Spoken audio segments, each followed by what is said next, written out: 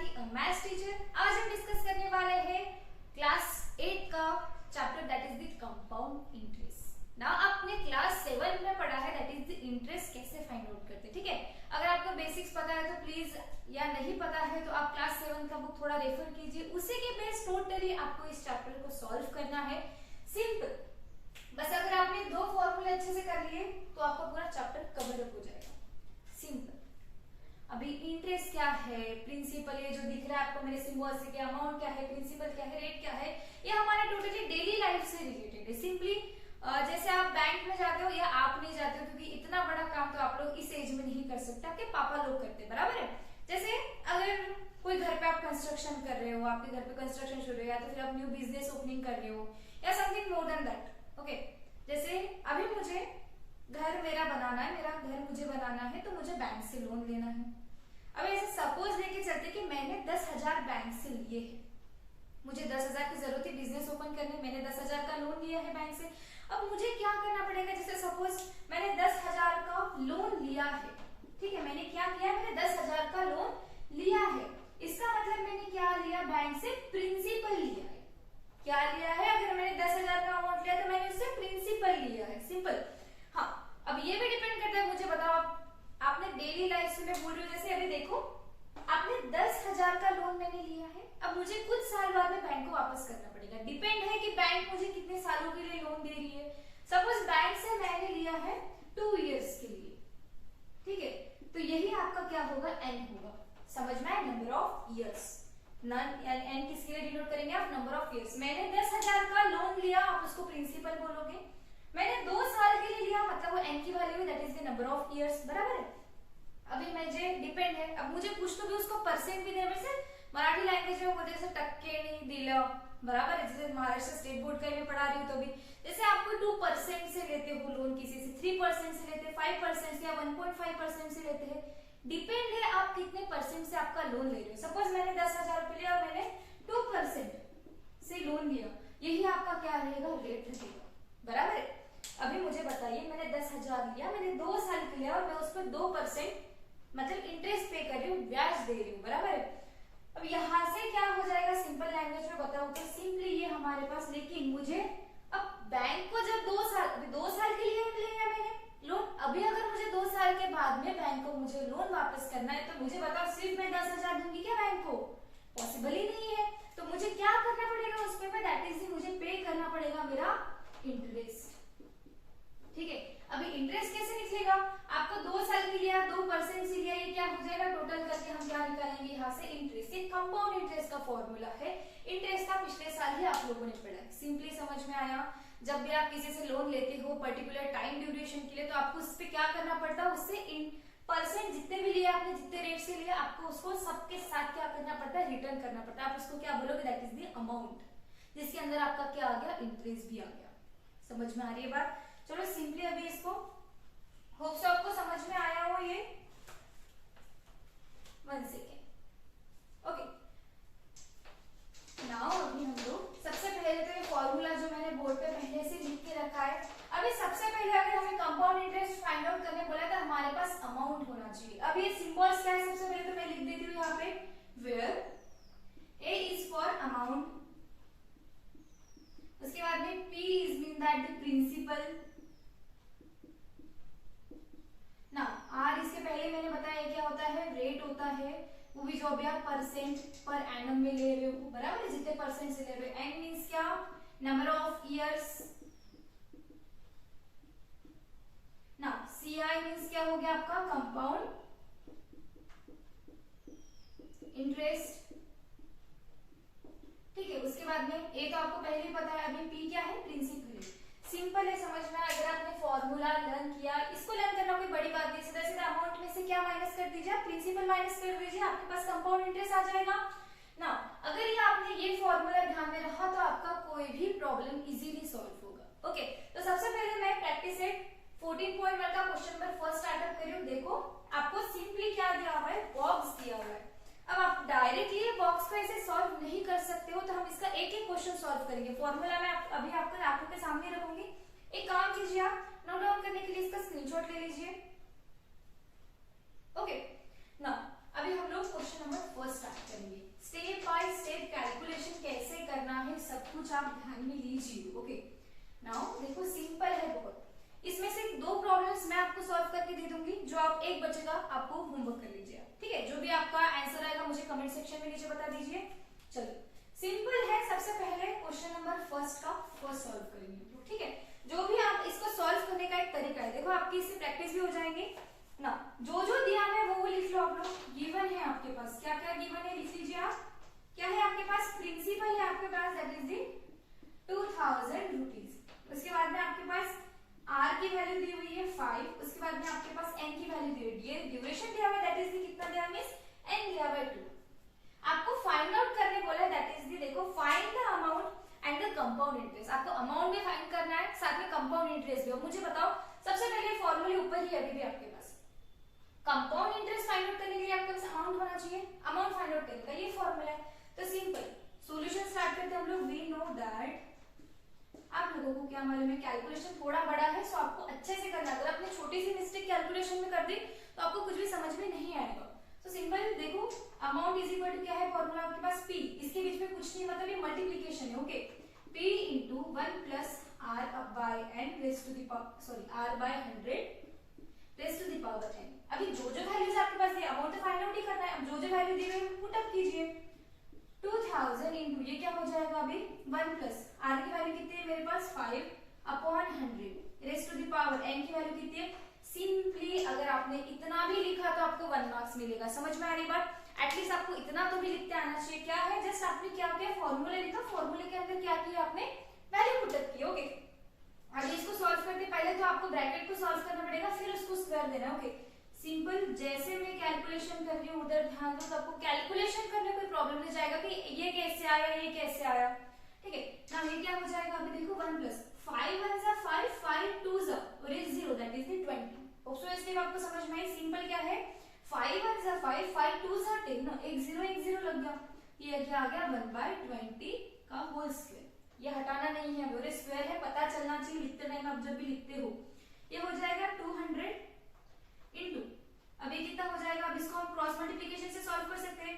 मैं इसको डिटेल में ही करती हूँ ताकि आपको पहला प्रॉब्लम डिफिकल्ट ना जाए। ओके, ये क्या हो जाएगा 20 into 1 plus 1 अपॉन ये हो जाएगा 20 raised to the power 2, ठीक है। तो ये क्या हो जाएगा 2000 into ये क्या हो जाएगा, that is the 21 plus 1 upon 20 का स्क्वायर। ओके ना, इसको आगे जब सॉल्व करेंगे तो क्या हो जाएगा, देखिए ये हो जाएगा 2000 into ये हो जाएगा 21 plus 2 कितना हो जाएगा, ये नहीं सॉरी अभी देखिए ये 21 ही आएगा। कैसे 20 into 1, इधर डिटेल में बढ़ा देती हूँ, मैं डायरेक्ट आंसर लिख दिया था 20, ये हो जाएगा +1। ओके, इज इट क्लियर यहाँ तक के ना। ये 20 + 1 कितना हो जाएगा 21 upon 20 का होल स्क्वायर, ठीक है।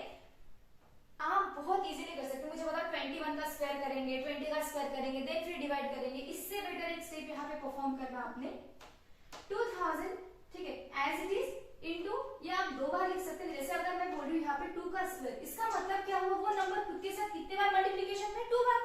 अगर मैं 4 का क्यूब लिख रही हूँ, इसका मतलब ऊपर 3 है, इसका मतलब 4 खुद के साथ कितनी बार मल्टीप्लिकेशन में है 3 बार।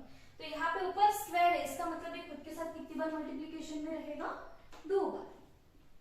चलो अब देखो 0 0 गेट कैंसिल, 0 0 गेट कैंसिल। अभी सॉल्व करना ज्यादा इजी है।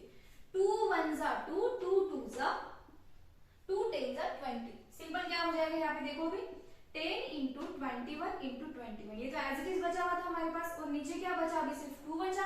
आप इसको भी सॉल्व कर सकते हो कैसे, 2 1 जा 2 2 5 जा 10।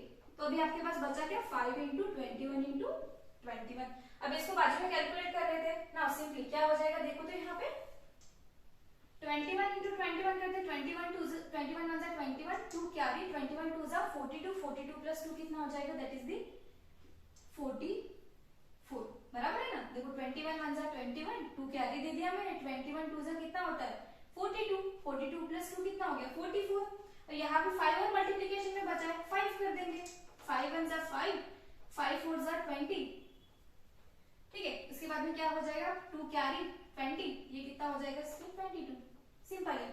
ओके ना, ये कितना आया आपका 2205, बराबर है ना। अब यहाँ पे क्या करेंगे, सिंपली आपके पास क्या आ गया, आपके पास अमाउंट आ गया। ओके ना, अभी जब आपको सिर्फ अमाउंट फाइंड आउट नहीं देती हूँ। कंपाउंड इंटरेस्ट का क्या है मेरे पास फॉर्मूला, कंपाउंड इंटरेस्ट का फॉर्मूला है मेरे पास, दैट इज द क्या है, अमाउंट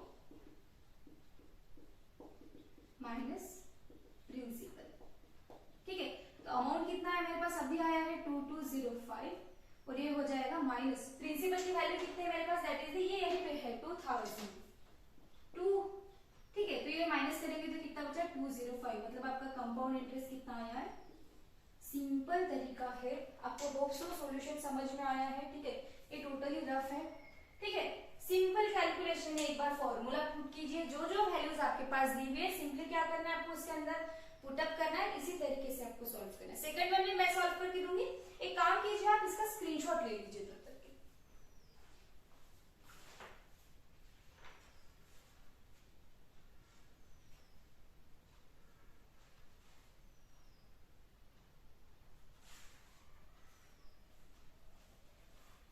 ओके, नाउ सिंपली अभी हम लोग सेकंड पार्ट सॉल्व करेंगे क्वेश्चन का। अभी गिवन एज इट इज ही रखते हैं, बस गिवन थोड़ा सा ही हमें चेंज करना है, फॉर्मूला भी ऐसे ही रखेंगे, बस बाकी की वैल्यूज टोटली कैलकुलेशन क्या हो जाएगा हमारा चेंज। ठीक है, ये इसलिए ले रही हूं क्योंकि अभी n की वैल्यू चेंज हो रही है तो अभी थोड़ा सा चेंज है, तो ये क्वेश्चन मैं लूंगी, बाकी के क्वेश्चन आप लोगों को करने। बचा हुआ एक ही क्वेश्चन है सिर्फ क्वेश्चन नंबर 1 से, आपको सॉल्व करके मुझे कमेंट सेक्शन में उसका आंसर बताना है। ठीक है, अमाउंट भी बताना है, साथ में कंपाउंड इंटरेस्ट भी आपको बताना है। देखिए सेकंड इसमें क्या बोला है, आपको p की वैल्यू दे के रखी है, दैट इज दी 5000।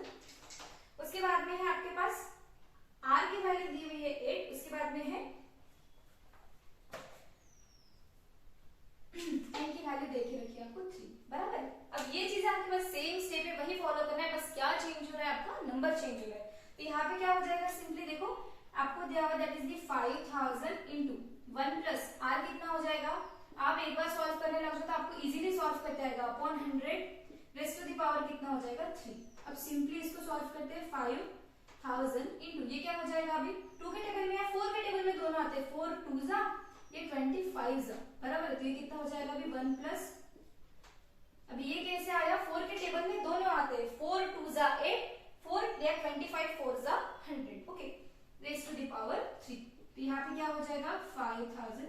अब इसके आगे हम इसको सॉल्व नहीं कर सकते, बराबर है, हम यहाँ पे क्या करेंगे क्रॉस मल्टीप्लिकेशन, ये भी डिटेल में करके देती हूँ। 25 इंटू 1 प्लस 2 यहाँ पे क्रॉस करेंगे। ठीक है, नीचे क्या आ जाएगा आपके पास 25 का क्यूब। अभी इसको सॉल्व करते हैं, 5000 इंटू क्या हो जाएगा, दैट इज ये देखो 25 प्लस 2 अपॉन 25 का क्यूब, बराबर। हाँ चलो यहाँ पे क्या हो जाएगा अभी सिंपली देखो, अब ये 5000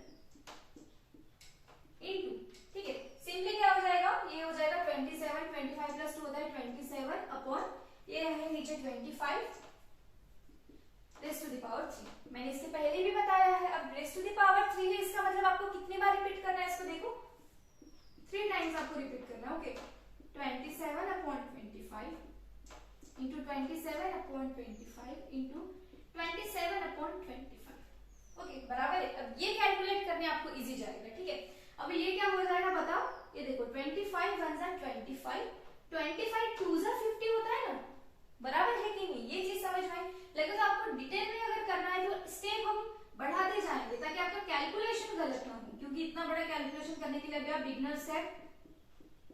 ठीक है, नीचे क्या हो जाएगा 25 इंटू 25, क्योंकि ये 1 जा तो उतना ही रहेगा नंबर। ठीक है, अब सिंपली क्या हो जाएगा देखो 1 जा और ये हो जाएगा 25 कितने जा होता है, कितने जा होता है 4 जा, वैसे 8 जा हो जाएगा, बराबर है। अब ऊपर क्या बचा आपके पास 8 इंटू 27 इंटू 27 इंटू 27 अपॉन ये हो जाएगा 25। सिंपली आपको क्या करना है, इसके आगे का कैलकुलेशन आपको करके मुझे कमेंट सेक्शन में नीचे बताना है, कुछ भी नहीं है, सिंपली आप इनका मल्टीप्लिकेशन कीजिए, 25 से डिवाइड कीजिए, आंसर आपका पॉइंट में आएगा। ओके, आप इसको सॉल्व कीजिए और नीचे इसका अमाउंट भी आप लोगों को मुझे बताना है। उसके बाद में जो प्रिंसिपल आने वाला है, मतलब सॉरी उसके बाद में जो आपको कंपाउंड इंटरेस्ट फाइंड आउट करना है, ये भी आप लोगों को मुझे बताना है। ठीक है, आप खुद से जितना ज्यादा सॉल्व करिए, क्योंकि मतलब नहीं है ना, एग्जाम्स आप लोगों को देनी है, बराबर है। आप जस्ट यहाँ से प्रीफर करो, जो भी आंसर अगर आपको डाउट्स होते हैं तो मुझे नीचे कमेंट सेक्शन में बताओ, मैं आपके डाउट्स क्लियर कर दूंगी। ठीक है, अगर आप बताओगे तो मैं नेक्स्ट वीडियो में उसको ले लूंगी वापस से, अगर इसमें आपको प्रॉब्लम आ रहा है तो। ठीक है, होप सो आप सबको जो भी आज कंपाउंड के रिलेटेड हमने सीखा है आपको समझ में आया हो। ओके, नाउ बाकी का हम लोग नेक्स्ट लेक्चर में कंटिन्यू करेंगे। इफ यू आर, अगर आपको मेरा टीचिंग पसंद आ रहा है तो प्लीज मेरे चैनल को सब्सक्राइब करना ना भूलें और बेल आइकन को प्रेस करना ना भूलें, ताकि मेरे आने वाली वीडियोस के आपको अपडेट्स मिलते रहे। आने वाली वीडियोस में मैं पूरा चैप्टर कवर करने वाली हूँ। Okay, thank you.